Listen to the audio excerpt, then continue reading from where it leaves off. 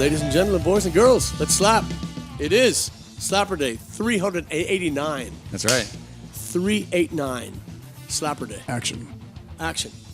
Welcome. This is, I don't know if you know this, I don't know if anybody's aware, but this is the number 1 rock and roll podcast in The multiverse. Oh, been paying attention. Siri, don't cancel his check. Didn't expect Siri, send him a check. Siri, order more.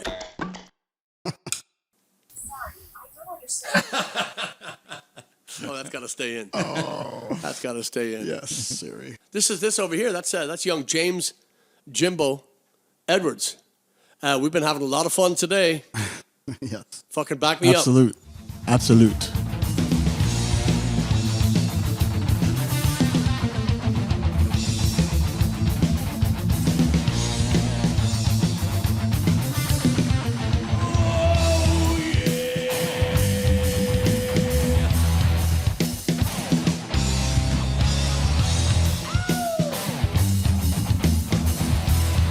Chad? Yes. Where's Chad? Can you see him from there? Look at that. Mostly got it. Yeah, so we're getting ready tomorrow. Actually, this is Slapper Day. Tomorrow, Wednesday, we're going to be at the Big Top. That's right. We're going to be, what is it? Wednesday, I think the door's at 7. Great staff, great alcohol, free street parking. New booking agent down there, the Dazzling Pete Gray. His son is taking over booking. So we want to say thank you, Alan Hill, for many years of. He's still going to be involved in the Continental, but Alan did a great job. Always grateful to Alan for, and he's also been very good to Moses Guest. Yes, he has over the years. Yeah, we talked about them at length. We talked about your last few Houston shows. Great reviews. I didn't even hear that from. Now I heard that from non-Moses Guest fans, people that went to your show on Wall, people that went to Dan Electro's, people that went to see you in Green Oaks Tavern. Wow. Yeah, I mean, I heard really, really good things, and it's Cool. Yeah, I was trying to get some dirt. I wanted to find out if you'd screwed up, so we could document. I'm sure we did. Yeah. I mean, there's always. I don't think so. A friend of ours that came to Ireland with us a couple of years back, I saw one of his videos, and he was front row at the Green Oaks Tower, and you're doing an acoustic, that's not a very Moses Guesty thing to do. Actually, it's been in the works for a long time. We first started doing that when we would tour like ski towns, like in the late spring, when there's still snow up in Colorado and Wyoming, and we played at this place called Grand Targhee, which was amazing, and kind of on the other side of the Grand Tetons from Jackson Hole. This is a kids friendly show. Let's just keep it. All right. Sorry.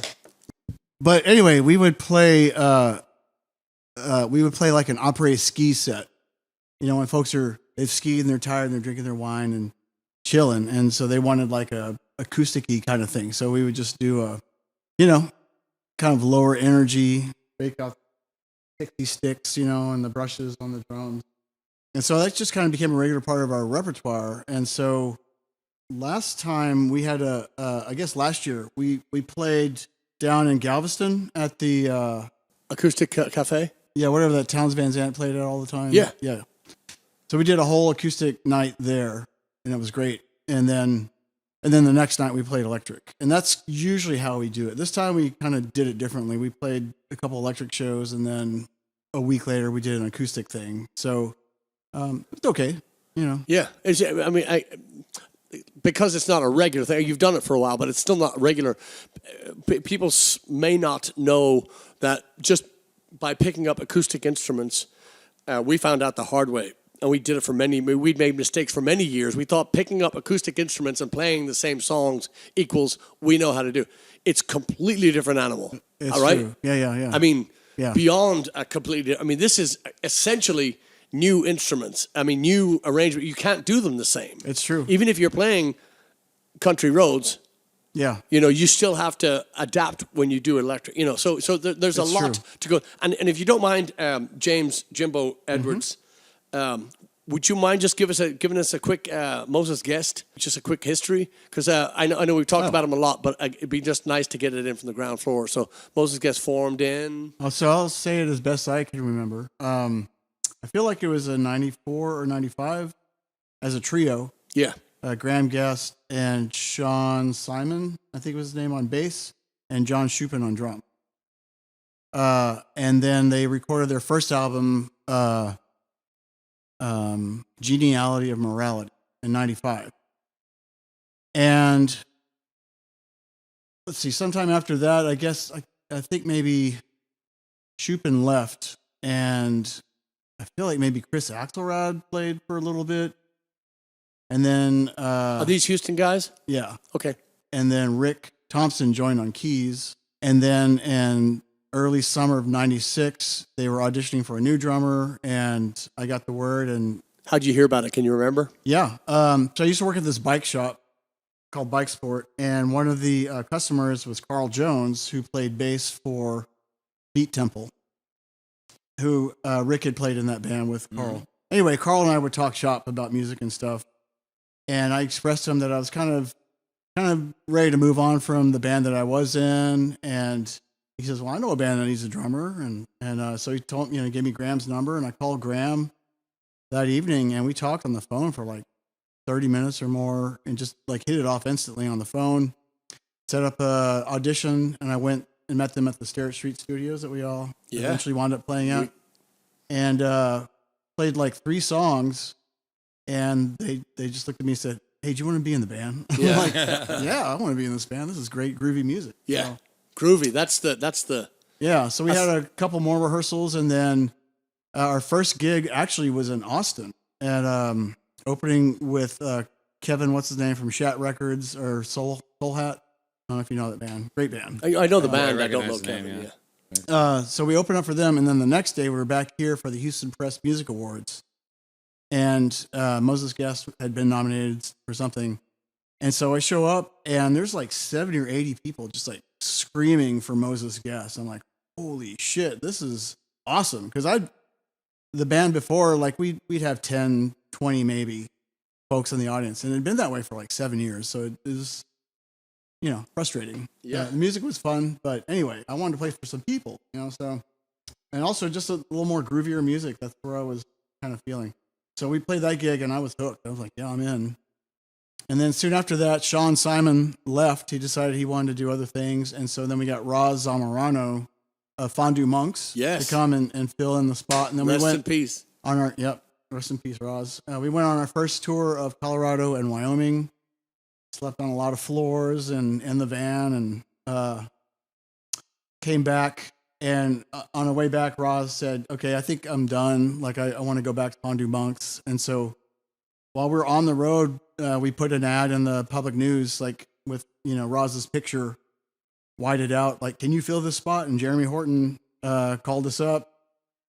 And so we met him as soon as we got back, and had one rehearsal or audition. And, hey, do you want to be the same thing? Yeah. Jeremy's a great guy. I have a Roz and a Jeremy story, so just continue if you will. Okay. I just need to bookmark that.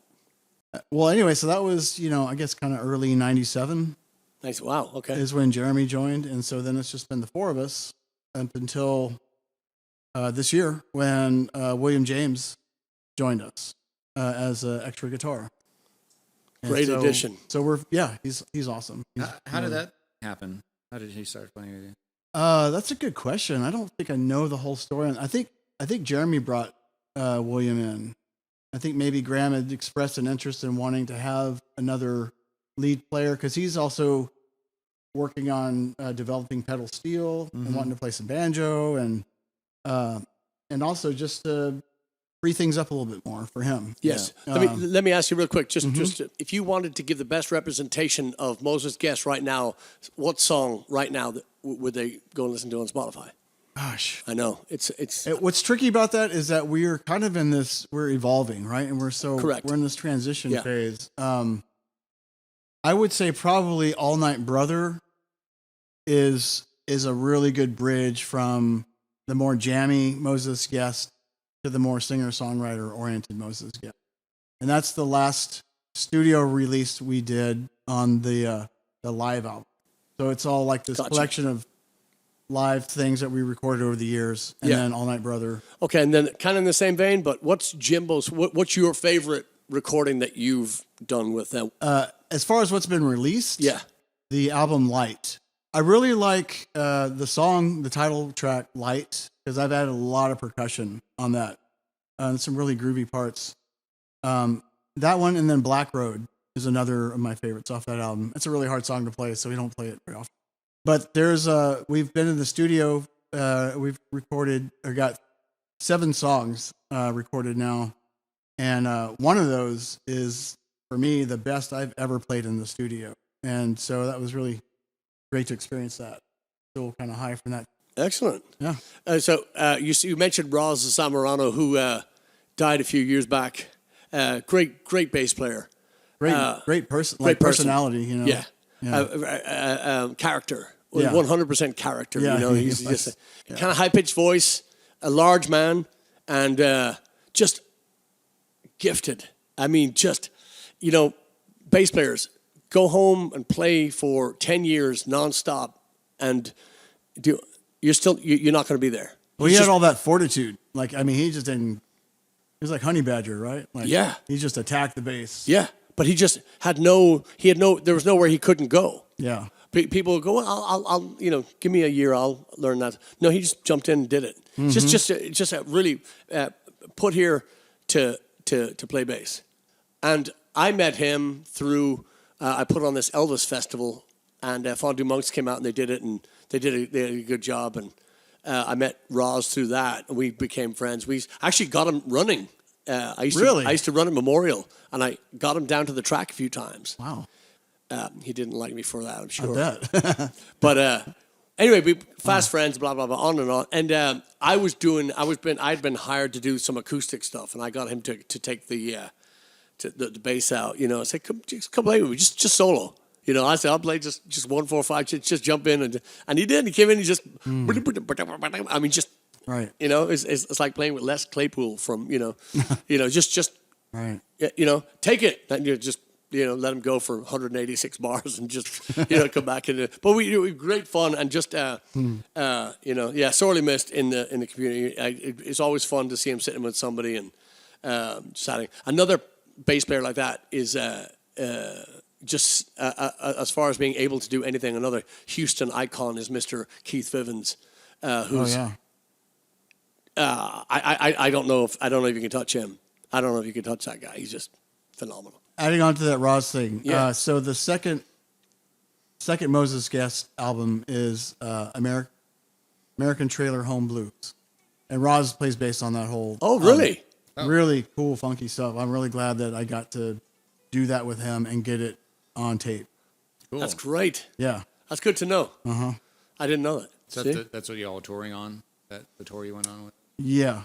Well, why did he want to leave? Do you know why he wasn't happy? He was just temporary to start with. He was just helping us out because we lost a bass player and we needed someone, and he agreed to fill the shoes for a bit. And Roz is one of those personalities too, where if it's not 100% his, you're not getting the. well, he loved playing with his brother Ronnie, who's a really amazing drummer. Yeah. I don't know. It could have been too much touring. It could have been too much substance abuse. Who knows? Yeah, but you've given that up now, though, right?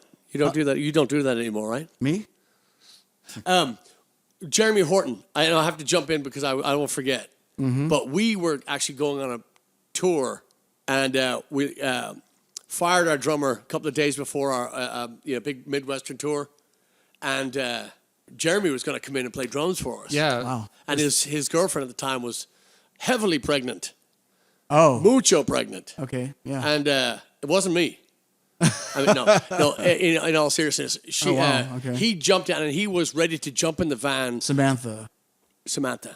They got married. Yeah. Good. Yeah. I know. Well, they're not anymore. Oh, they're not. That was a long time ago. That little baby is like Full grown now. Gotta be like 19, 20, yeah. something like that. Yeah. Yeah. Well. God. Anyway, still not mine. So ready to jump in the van with 3 people he did not know and go up and do a tour. I mean, And so we were getting ready to rehearse with him at Sterrett Street. And We did rehearse with him. I know, we were just like, getting ready to pull the trigger and go. And we got a phone call. We're like, it's too close. I mean, she was days away. Oh. I mean, he wasn't going to make it back Okay. in time. Right. So, It was literally like the day we're going to leave, right? Yeah. So he gave us another phone number. It's funny because I think it was you who told us, because we were calling everybody. Yeah. I'm sure I called you, and I think you said, I think Jeremy's actually doing some drumming now. You should talk to Jeremy. So that's when I called him, and he was like, wow. yeah, okay. And I was like, all right. So we had that one rehearsal at Sterrett. He was good. He had good feel. He just had a really bare bones kit. It was like, it's kicking a snare and a hat. Yeah. maybe a floor time, I think, but there wasn't much. And we kind of just got everything touch dry. We ran through. We just showed them how we do it, because you can't rehearse there's only so songs much at you that can point. do. You have to just say, this is how we do it. Like I say, he was just ready to jump in the van and go with us. But then on top of that, nice guy, like you just shake his hand, he's a nice guy, So he had to call us the next day as we're driving the next day, 1 day notice. And he goes, I can't, so I had to get in the phone and to call all these clubs and say, look, you got two choices. One, we come up as a 3-piece, or two, we don't come. They're like, come on. But yeah, we've talked about this ad nauseum. We had one drummer, was just swore up and down he was going to be there for take over full time, and then pulled the trigger a couple of days before we had to go panicking and the other guy I'm thinking of was before Jeremy, because Jeremy was one of the 11th hour moves we made. Yep. Well, that's the surprise I'm saving for you all. Yes, it's all right. We can overcome anything now. We've done everything. We did that was a 2-week tour of pretty much playing every night. Wow. And we went up as a 3-piece, and it was really tough. And now we did borrow drummers in different states that we'd never met. Yes. And I'm going to tell you something. If you ever want to stain your underwear, and I mean, I don't. Well, I'm just saying if you do, just open your mind. But if you ever want to let's just say destroy your undergarments for good, get on a stage in any town with somebody that says that they've heard your music, and, just count me in. So we arrive at the club, and the drums are already set up, and there's dust on the cymbals. No. And there's dust on the thing. Good kid. And we're starting with Grace by the Pogues, and I started like 1, 2, 1, 2, 3. way you right? would. That's where I Yeah, started. right. I told him, I said, "Well, just count you in. It's a train. Just keep up. Watch me if it stops." And I'll never forget. As long as I live, I'll never forget this moment. I was going 2. He can't play. He doesn't know what the fuck. We're going to start. And he's going that's what I thought. Okay. As I'm counting the song in, and my fucking knees started to buckle, and I'm just going. And we had people. They had Irish dancers in before us. They had all kinds of stuff. They were doing. We're the feature thing, and the place is fucking mobbed. And I'm going. He can't play. I just talk. Oh, that's what I'm saying. If you want to just. So anyway, I turned back you to. Did? Did you soil your underwear? I stalled the owner, and I went back to her and I said, "You good?" I said, "Train." Reiterated again. His name was Ben, and he's still a friend of ours. He was phenomenal. Yeah. He was just. It's not you. We know this for so many. We've learned this so many times. You can know the song, and you can play the song, but when you're playing with another band, it's not the same. People say "fit like a glove." Yeah, the glove fits, but there's 3 inches extra on the fingers, or whatever it is, or it's the OJ glove. You can complete the task, but you're probably got some blisters. Yes, and we were just. He always makes everything sexual. We had the best time with him, but me.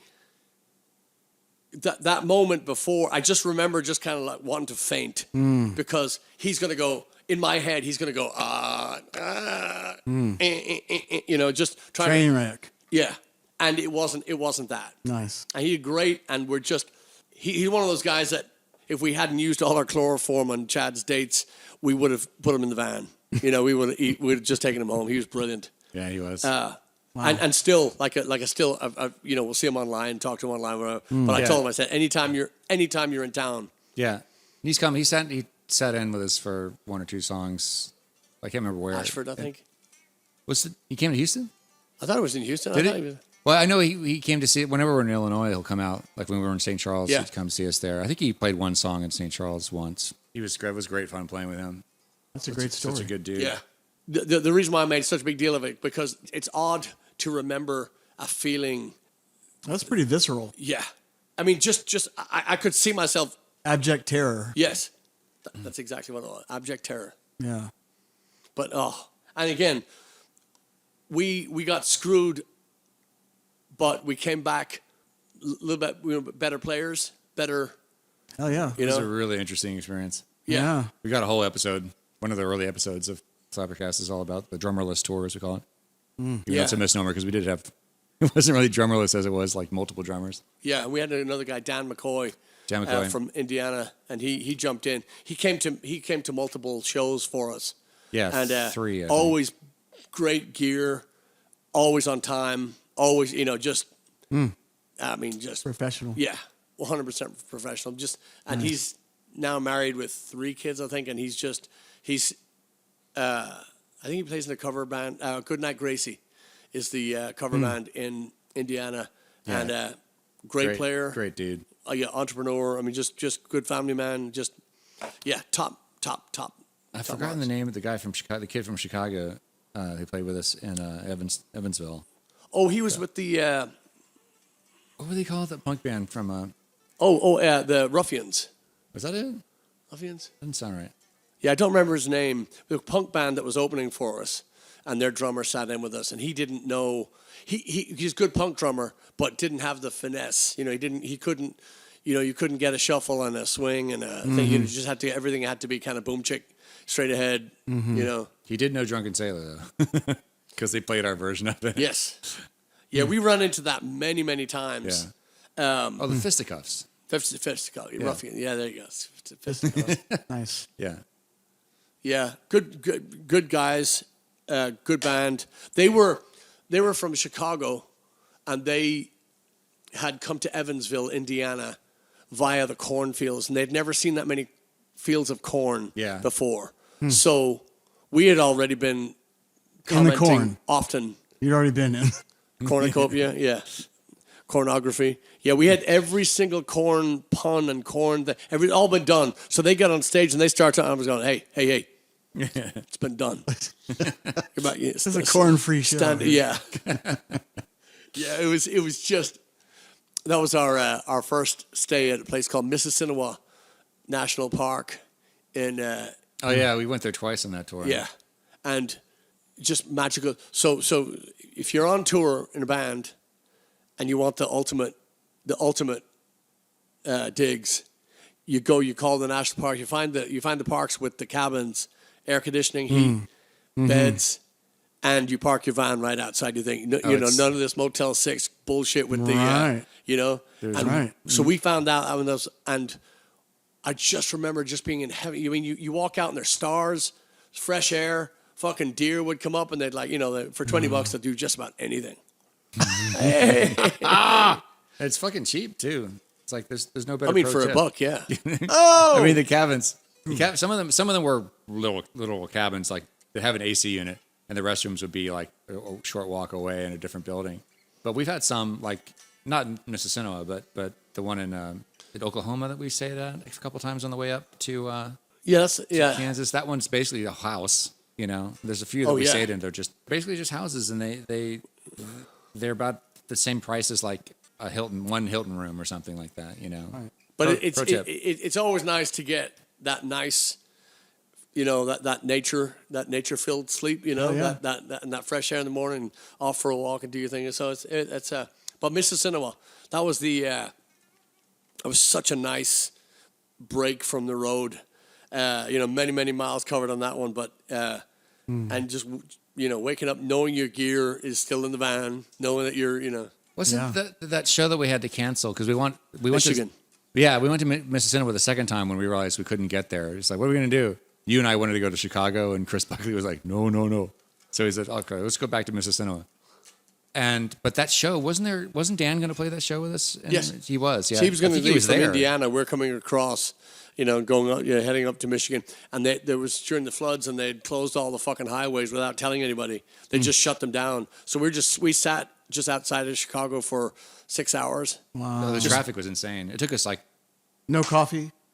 No, I mean, it Well, took I us had half some the in day my- just to get through Chicago.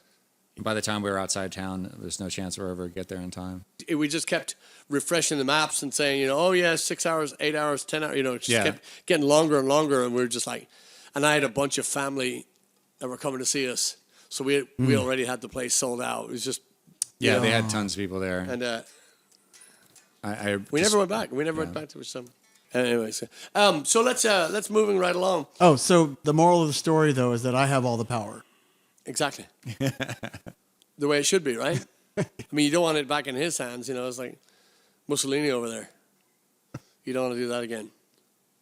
Something else. So tomorrow, today being Slapper Day, tomorrow, Wednesday, August 5th, we're going to be at Big Top, Houston, Texas. Wait, And tomorrow. Oh, gotcha. yeah, I wouldn't miss it. You're going into the future. I see how you do it. He's in the future. This is like professional video stuff. Years of practice. 389 videos to get this far. Yes. And also, the day after that, we're going to be at a place called Blue Lagoon. Our first time there will be with Keith York. Close your ears. Keith York, the one, the only Keith York. And then the three of us will be back in Brenham at Home Sweet Farm on Saturday, August 8th, the most important day of the year. That's right. It's the day our Lord and Savior was born. Our Lord and Savior Patty. GFL. That's right, GFL. Yeah, so it is my birthday. I am going to be 80 years old, and Looking great. thank you. It's exciting. It really is exciting. We're gonna get to show you Home Sweet Farm in Brenham, Texas. No cover charge. 8:00 start. I would highly recommend, though, if you would like to come to Brenham, it's a beautiful, beautiful little American town. Great restaurants. There's a brand new. I still didn't look it up. Maybe I'll look it up now as we're yapping. But there's a great new coffee shop in Brenham, and we're going to arrive a little bit early and get some coffee. But the restaurants are tremendous, and there's all kinds of historic things to see. It's a wonderful day out if you want to take the family and just go shopping during and then come out. We're playing early show 8:00, and it is we've doted over this club forever because Julia and Cameron run such a great local bar. It's the locals support it, the out of towners support it, the musicians support it. They take such good care of their people. So we're I'm just giddy about that one. So you're gonna love it. You're gonna love it. So and this for the first time in a long time, we're gonna have our T-shirts and all that stuff back out with us too. So we will be able to, if your shirts are a little baggy and run down, we have some brand new ones for you. And then we have a full calendar. So Blaggards.com is your place to go. And also, Moses guests are kind of on hiatus now for a little while. Yeah, maybe till November or so. Good. We're going to put you to work. Yeah. It's going to be fun. Oh, Yeah. hey, shout out to Turbo. Hey, Turbo. Hey, Sexy Turbo. Turbo, I'm playing your drums. Thank you. oh, maybe we should cut that part out. He doesn't like people touching his drums. But you told me something else. I never said that. I never said that. I said don't under anything. Yeah, Turbo's he's now I will say this too. I'm glad you said that. Thank you. Talked to him yesterday, and yesterday was the best I heard him. He's been in so much pain and so much. He's just so. It's inexplicable to think of him in this situation because we've known him for a few years now, and he's never. He just doesn't. He's one of these people that doesn't tell you there's anything wrong, and will just Like go, a cat. Yeah. Yeah. He'll just go off and lick himself Yeah. until he's better. Well.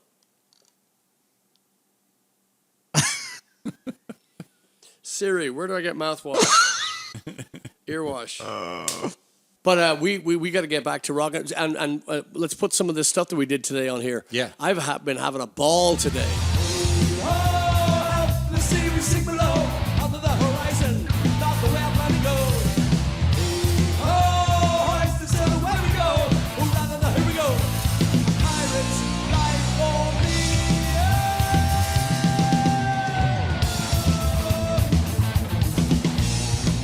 This stuff has been really. We've had a little coffee, a little lasagna. I think that's probably a bad combination. I don't know. It's working for me. It's working. I'm ready. I'm fortified. Yeah. Love to see you out there. It's gonna be a lot of fun. Big Yep. Top tomorrow, Wednesday, August 5th. Yep. Like you said, full month. Check out the month of August on blaggards.com. Yeah. It's a whole lot of rock. Jimbo, thank you for all your wonderful work and your incredible. My pleasure, man. Yeah. I'm so grateful I get to do this. Yeah, we are Seriously. Me too. I'm having a lot of fun. too. Good. Well, It's good to rock. yeah. Yes. Yeah, it is. All right, kids. See you later. All right. SlapperCast, #1 rock and roll podcast. Thanks you. Tell a friend. See you. All right.